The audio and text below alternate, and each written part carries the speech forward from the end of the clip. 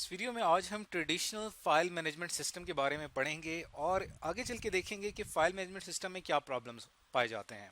तो पहले बात करते हैं ट्रेडिशनल फाइल मैनेजमेंट सिस्टम की।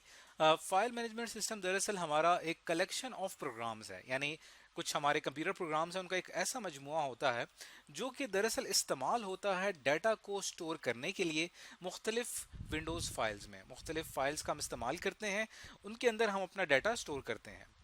अब हमारा जो डाटा स्टोर होता है वो किसी फाइल में स्टोर होता है। उस फाइल को फाइल भी कहा जाता है या उसको रिकॉर्ड भी कहा जाता है। अब इसकी हम एक सिंपल सी एग्जांपल देख लेते हैं। मिसाल के तौर पे जैसे कि आप देख सकते हैं यहाँ पे हमने एक स्कूल है, उसका हमने सॉरी यहाँ पे एक कॉलेज है, उसका हमने यहाँ पे 4 फाइल्स बना ली हैं जिसके अंदर हमने उस कॉलेज से रिलेटेड डाटा स्टोर किया है। जैसे कि हम यहाँ पे स्टूडेंट की एक फाइल है, यहाँ पे स्टूडेंट्स का डाटा स्टोर हुआ है, उसका name, roll number, address, phone number. इसी तरह बाकी जो अगला स्टूडेंट है उसका name, roll number, address, phone number. और इसी तरह हमने टीचर्स का एक फ़ाइल मौजूद है जिसमें टीचर्स की इंफॉर्मेशन मौजूद है।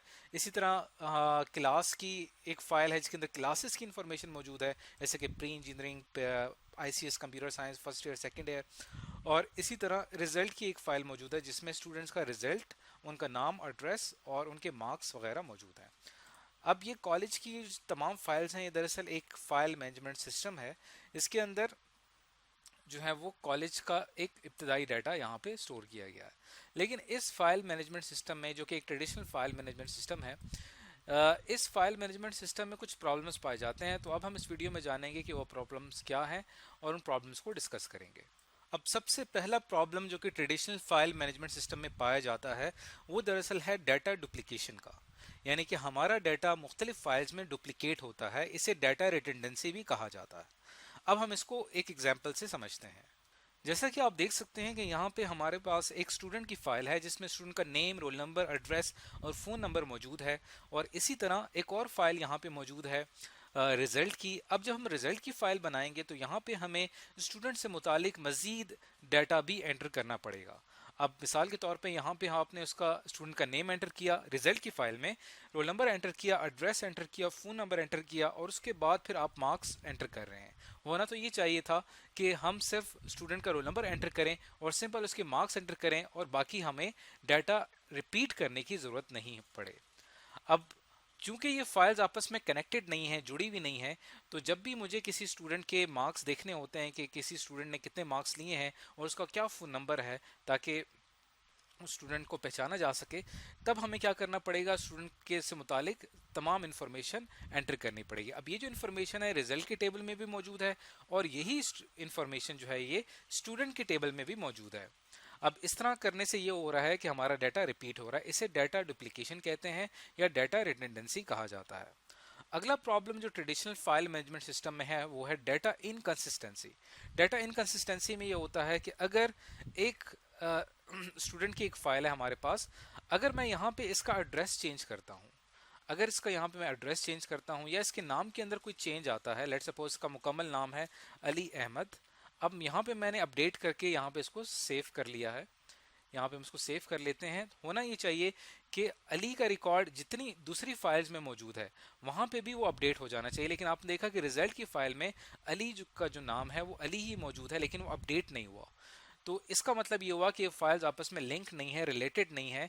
इसकी वजह से क्या पैदा हो रही है, डाटा इनकंसिस्टेंट है, यानी इसके अंदर हमारा डाटा जो है वो इनकंसिस्टेंस है, उसके अंदर कंसिस्टेंसी नहीं है। कंसिस्टेंसी से मुराद है कि अगर एक जगह एक चीज़ अपडेट होती है तो वो फाइल या वो रिकॉर्ड तमाम फाइल्स जहां पे वो मौजूद है वहां पे भी वो अपडेट होना चाहिए।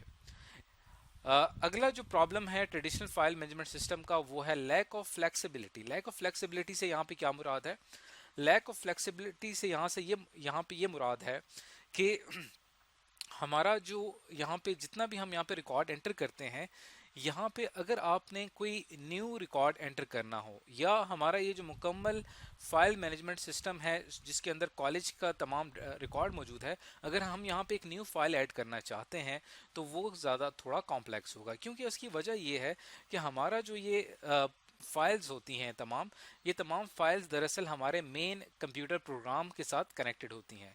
इस चीज़ को आप सीखेंगे आगे चल के सेकेंड ईयर में, वहाँ पे आप देखेंगे कि फाइलिंग किस तरह से की जाती है, किस तरह से हम कोड लिखते हैं सी++ में और उनको हम कनेक्ट करते हैं अपनी फाइल्स के साथ। तो यहाँ पे फ्लेक्सिबिलिटी इसलिए इसके अंदर कोई चेंज लाना बहुत मुश्किल है।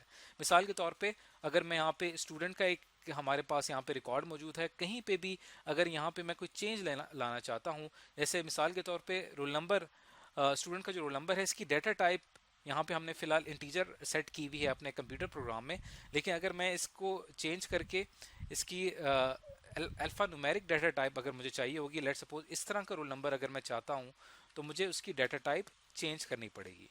अब आप देखें इसमें अल्फ़ाबेट्स भी यूज़ हो रहे हैं और इसमें न्यूमेरिक वैल्यू भी यूज़ हो रही है, तो इसकी डाटा टाइप क्या होगी, अल्फ़ा न्यूमेरिक।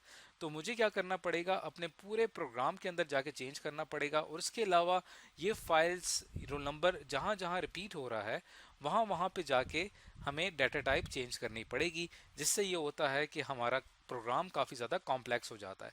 यानी इसके अंदर फ्लेक्सिबिलिटी नहीं है, हम कोई चेंज लाना चाहते हैं अपनी मर्जी से तो हम नहीं ला सकते।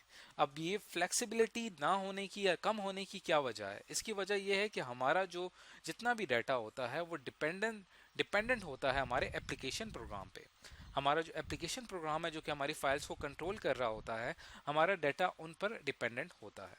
यानी हम जो भी डाटा फाइल्स में एंटर करते हैं इनकी डाटा टाइप मैच करनी चाहिए हमारे एप्लीकेशन प्रोग्राम से। तो ये भी एक इसके अंदर एक फ्लॉ है। तो हमें एक ऐसे सिस्टम की ज़रूरत है जो इन तमाम चीज़ों से इंडिपेंडेंट हो, जो कि एप्लीकेशन प्रोग्राम से, कंप्यूटर प्रोग्राम से या C++ की कोड से इंडिपेंडेंट हो। हमें एक ऐसे सॉफ्टवेयर की ज़रूरत है जो कि हमें इस बात की फैसिलिटी दे कि हम अपना डाटा उसके अंदर स्टोर कर सकें, और इसके अंदर जिसके अंदर ये तमाम प्रॉब्लम्स जो कि फाइल मैनेजमेंट सिस्टम में पाए जाते हैं वो तमाम मौजूद ना हो। तो उस सिस्टम को क्या कहते हैं, उस सिस्टम को कहते हैं डेटाबेस मैनेजमेंट सिस्टम, या जिसको हम DBMS कहते हैं। और इसी को ही हम आगे चल के पढ़ेंगे, इसी को हम आगे चल के सीखेंगे कि DBMS कैसे बनाया जाता है। और जब आप यहाँ पे इसको सीखेंगे वहाँ पे आपको ये पता चलेगा कि यहाँ पे हमने वहाँ पे जाके हमने ये तमाम मसाइल जिसका हमने यहाँ पे जिक्र किया है वो तमाम मसाइल यहाँ पे आके हल हो जाते हैं। इसी तरह बात की जाए अगर डाटा सिक्योरिटी की, तो फाइल मैनेजमेंट सिस्टम की डाटा सिक्योरिटी जो होती है वो काफ़ी ज़्यादा लो होती है। यानी हमारे यहाँ पे जितने भी फाइल्स हैं इनके ऊपर हम सिक्योरिटी अप्लाई कर सकते हैं, लेकिन उन सिक्योरिटी को आसानी से तोड़ा जा सकता है। जबकि उसके मुकाबले में जो हमारा डाटाबेस मैनेजमेंट सिस्टम है वो हमें बहुत ही स्ट्रॉन्ग सिक्योरिटी प्रोवाइड करता है, जिसमें हर कोई हमारे डाटा को एक्सेस नहीं कर सकता। तो ये कुछ प्रॉब्लम्स थे हमारे ट्रेडिशनल फाइल मैनेजमेंट सिस्टम में, जो कि आज की इस वीडियो हमने डिस्कस किए हैं और जाना है कि ये प्रॉब्लम्स क्या हैं और ट्रेडिशनल फाइल मैनेजमेंट सिस्टम दरअसल होता क्या है।